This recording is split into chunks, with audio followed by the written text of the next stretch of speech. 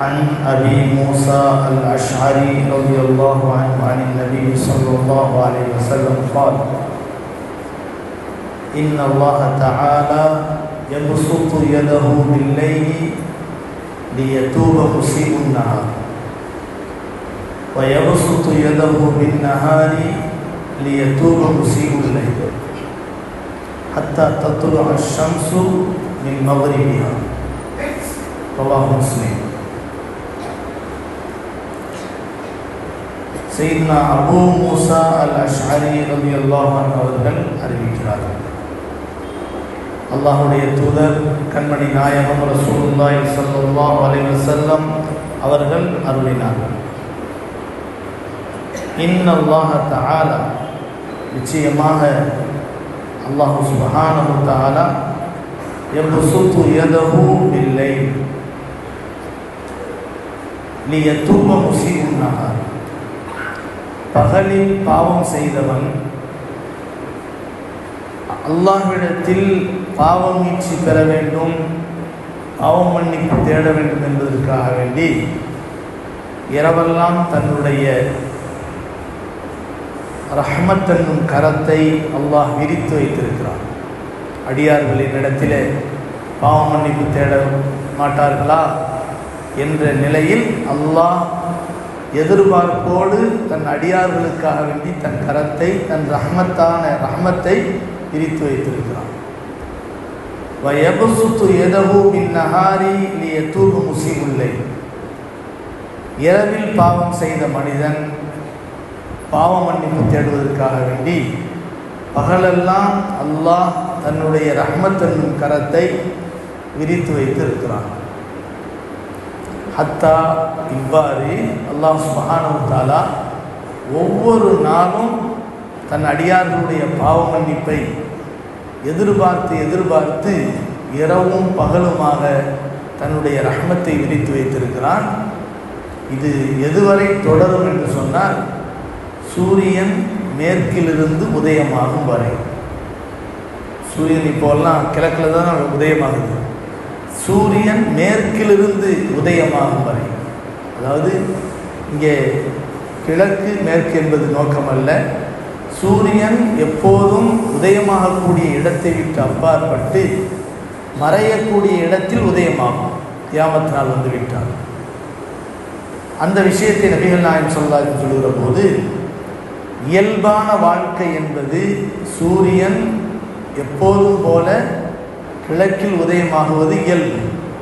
மேற்கில் உதயமாகிவிட்டால் அல்லாஹ் நமக்கு சொல்லியிருக்கக்கூடிய அந்த மறுமை நாளின் துவக்கம் உண்டாகிவிடும். எனவே அந்த நேரத்தில் ஒரு மனிதன் அல்லாஹ்விடத்தில் பாவ மன்னிப்பு தேடினாலும் அந்த பாவ மன்னிப்பு ஏற்றுக்கொள்ளப்படாது என்று நபிகள் நாயகம் ஸல்லல்லாஹு அலைஹி வஸல்லம் அவர்கள் அருளினார்கள். இந்த ஹதீஸ் சஹீஹ் முஸ்லிமிலே பதிவு செய்யப்பட்டிருக்கிறது.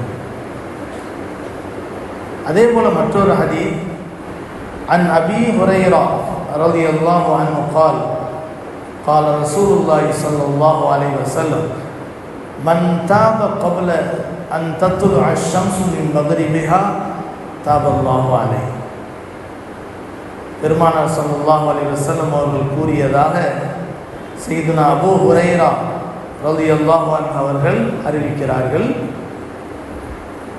மன் தாப, எவர், கப்ல அன் தத்லுஅ ஷம்ஸு மின் மக்ரிபிஹா, சூரியன் மேற்கிலிருந்து உதயமாகுவதற்கு முன்பாக இயல்பான இந்த நாளில் என்றைக்காவது ஒரு நாள் பாவ மன்னிப்பு தேடி விடுவானேயானால் தாபல்லாஹு அலைஹி, அல்லாஹ் அவரை மன்னித்து விடுவான் என்று நபிகள் நாயகம் ஸல்லல்லாஹு அலைஹி வஸல்லம் அவர்கள் அருளினார்கள்.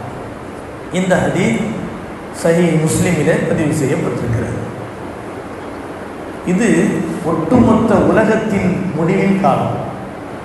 ஒட்டுமொத்தமான உலகம் இயல்பாக நிகழ்ந்து கொண்டிருக்கும் வரை அந்த மனிதன் தன்னுடைய சுய அறிவின் மூலம், போதனைகளின் மூலம் திருந்துவதற்கு வாய்ப்பு இருக்கிறது. முடிவு நேரம் வந்துருச்சு அப்படிங்கிறது தெரிஞ்சதுக்கு பின்னால், மறைவான பல விஷயங்கள் வெளிப்பட ஆரம்பித்ததுக்கு பின்னால், நான் இப்போ ஈமானை ஏற்றுக்கிறேன், இப்போ தௌபா செய்கிறேன்னு சொன்னால் ஏற்றுக்கொள்ளக்கூடாது. காரணம், நம்பிக்கை என்ற அடிப்படையில் தான் மனிதனுடைய ஈமான் ஏற்றுக்கொள்ளப்படுமே தவிர வெளிப்படையை பார்த்து உடனே அவன் ஈமான் கொள்றாங்கன்னா அவனுடைய ஈமான் ஏற்றுக்கொள்ளப்படாது. அதே போல தான் மரணம். நபிகள் நாயகம் ஸல்லல்லாஹு அலைஹி வஸல்லம் அவர்கள் சொல்லக்கூடிய ஹதீஸை அப்துல்லாஹ் இப்னு உமர் இப்னு கத்தாப் ரலியல்லாஹு அன்ஹுமா அவர்கள் அறிவிக்கிறார்கள். அனின் நபி ஸல்லல்லாஹு அலைஹி வஸல்லம் கால், அல்லாஹ்வுடைய தூதர் கண்மணி நாயகம் ரசூலுல்லாஹி ஸல்லல்லாஹு அலைஹி வஸல்லம் அவர்கள் அருளினார்கள், இன்னல்லாஹ அஸ்ஸ வஜல், மகத்துவமும் கண்ணியமும் மிகுந்த அல்லாஹ் யக்பலு தௌபத்தல் அப்தி, ஒரு அடியானுடைய தௌபாவை பாவ மன்னிப்பை ஏற்றுக்கொள்கிறான்.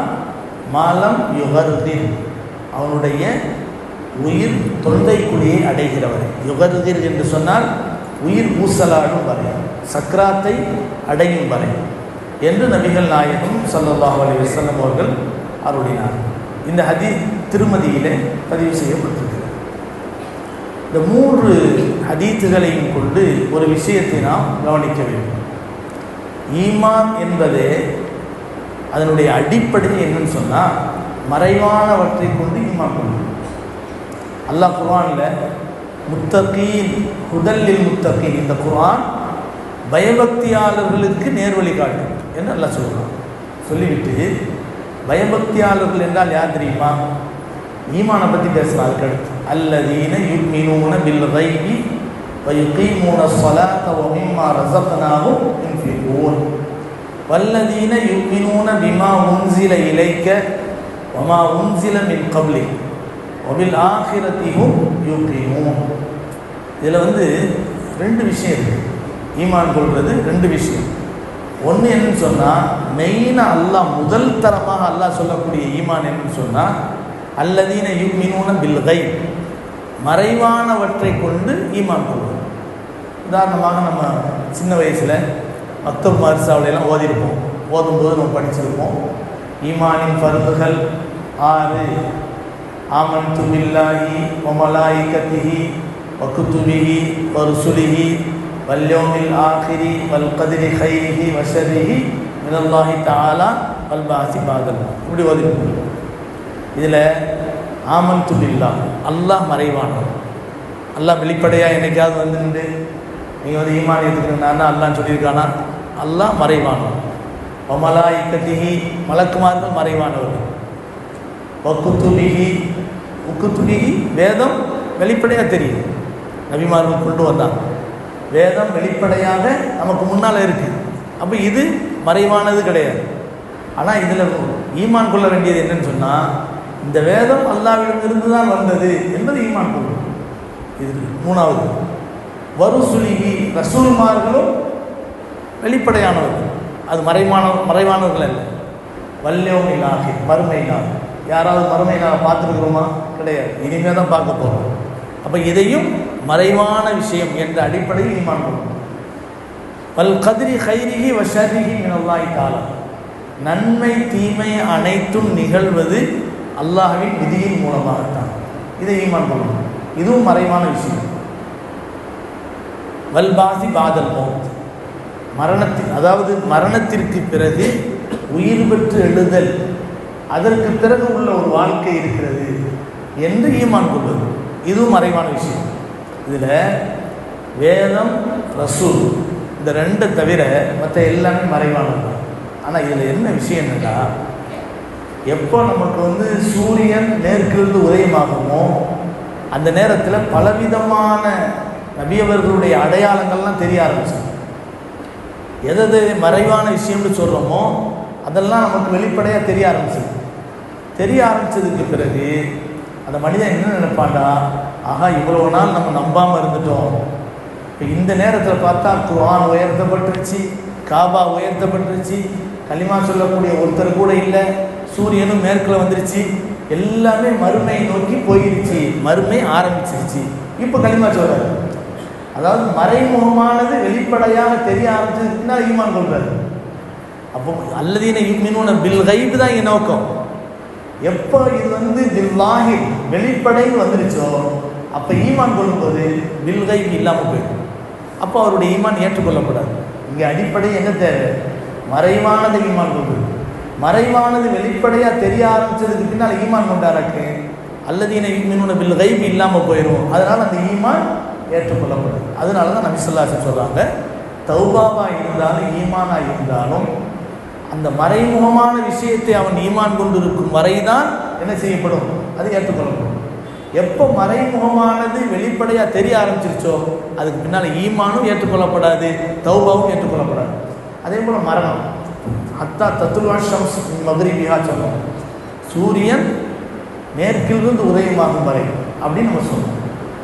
இன்னொரு மறைமுகமான விஷயம் அப்படின்னா என்னென்னா, நம்மளுடைய சக்கராத்து ஹால் வந்துருச்சுன்னு வச்சுக்கோங்க, உயிர் ஊசலாடு, கால் முழங்கால் அப்படியே இடுப்பு நம்முடைய இதயம் அப்படி கொஞ்சம் கொஞ்சமாக வெளியாகி தொண்டக்குழியில் வந்து நின்று உயிர். அப்போ அந்த மனிதரை நம்ம அந்த சக்கராத்தில் கிடக்கக்கூடிய மனிதரை பார்க்கலாம், தூக்கத்தில் குரட்ட விட மாதிரி ஒரு விதமான சவுண்டு வரும், மரணப்படுக்கையில் கிடக்கக்கூடிய அப்படிங்கிற மாதிரி ஒரு மாதிரி சவுண்டு வரும். அப்போ உயிர் ஊசலாடுன்னு அர்த்தம். உயிர் அப்போ போகிறதுக்காக வேண்டி பயணமாகி தயாராகிக்கிட்டுன்னு அர்த்தம். அவர் கண்ணெல்லாம் அப்படி மேலே பார்க்க ஆரம்பிச்சார். பக்கத்தில் உள்ளவங்களாம் அப்படி பார்ப்பார், ஆனால் ஒன்றும் பேச முடியாது. வராது, நாக்கெல்லாம் குளர ஆரம்பித்தார், வாயிலிருந்து ஏதோ குரட்ட மாதிரி சவுண்டு வர ஆரம்பித்தார். இப்போ உயிர் அவரிடமிருந்து விடைபெறுவதற்கு தயாராகக்கூடிய அந்த நேரம், அந்த நேரத்தில் அவருடைய உயிரை வாங்கிறதுக்காக வேண்டி மறைமுகமான மலக்குமார்கள் வர ஆரம்பிச்சாங்க. அது அவர் கண்ணுக்கு தெரிய ஆரம்பிச்சாங்க. சொல்ல முடியாது, மலக்குமார்கள் வர்றாங்க, இதோ மலக்குள் மௌத் வர்றாங்க, இதோ நல்ல மலக்கு வர்றாங்க, யாரும் சொல்ல முடியாது. நல்லவங்களாக இருந்தால் அவங்க சலாம் சொல்லி வரவேற்பாங்க, கெட்டவங்களாக இருந்தால் இதுதான் பார்ப்பாங்களே தவிர அவங்களால நம்மகிட்டையும் ஒன்றும் சொல்ல முடியாது, அவங்களும் ஒன்றும் பேச முடியாது. இந்த நிலையில் மறைமுகமான மலக்குமார்கள் தெரிய ஆரம்பிச்சுவாங்க. மறைமுகமான சொர்க்கம் தெரியும், மறைமுகமான நரகம் தெரியும். இதெல்லாம் மறைமுகமானதுன்னு தான் ஈமான் கொண்டோம். இப்போ எப்போ வெளிப்படையாக தெரிய ஆரம்பிச்சிருச்சோ, இறைவா நான் இப்போ ஏற்றுக்கிறேன் அப்படின்னு ஃபிரௌன் சொன்ன மாதிரி சொன்னால் அந்த ஈமான் ஏற்றுக்கொள்ளக்கூடாது. அதனால தான் நபிகள் நாயகம் ஸல்லல்லாஹு அலைஹி வஸல்லம் அவர்கள் 2 விஷயத்தை சொல்கிறாங்க. உலகமே முடிகிறதுக்குரிய கடைசி அறிகுறியாக இருக்கக்கூடிய மக்ரிபியா, மேற்கிலிருந்து சூரியன் உதயமாகுவதும் மறைமுகமான விஷயம். அதே போல் மனிதனுடைய உயிர் பிரியக்கூடிய தருவாயில் ஏற்படக்கூடிய அந்த காட்சிகளும் மறைமுகமானது. இந்த காட்சியெல்லாம் எப்போ தெரிய ஆரம்பித்து அவர் களிமா சொல்கிறாரோ, தௌபா செய்கிறாரோ, அந்த தௌபா ஏற்றுக்கொள்ளக்கூடாது என்று சொல்லி அதுக்கு முன்னால் அல்லாஹ் உங்களை எதிர்பார்த்துக்கிட்டு இருக்கான். நீங்கள் தௌபா செய்யுங்களான்னு அல்லாஹ் எதிர்பார்த்து கொண்டே இருக்கிறான். அதற்கான இந்த வாய்ப்பு வரும்போது நீங்கள் அந்த தௌபாவுக்குரிய சந்தர்ப்பத்தை பயன்படுத்தி கொள்ளுங்கள் என்ற விஷயத்தை நபிகள் நாயகம் ஸல்லல்லாஹு அலைஹி வஸல்லம் அவர்களுக்கு சொல்லி, அல்லாஹ் ரொம்ப இரக்கம் உள்ளவன், உங்கள் மீது கிருபை உள்ளவன், உங்களுடைய திருத்தம் சீர்திருத்தத்தை எதிர்பார்த்தவனாக இருக்கிறான் என்ற விஷயத்தையும் நமக்கு உணர்த்துகிறார். அல்லாஹ் சுப்ஹானஹு வ தஆலா அவனுடைய அளப்பெரும் ரஹ்மத்தை விளங்கி அவனிடத்தில் பாவ மன்னிப்பு தேடக்கூடிய பெரும் பாக்கியத்தை அல்லாஹ் நம் அனைவருக்கும் தந்தருள் புரிவானாக. வஆகிரு தஅவானா அல்ஹம்துலில்லாஹி ரப்பில் ஆலமீன்.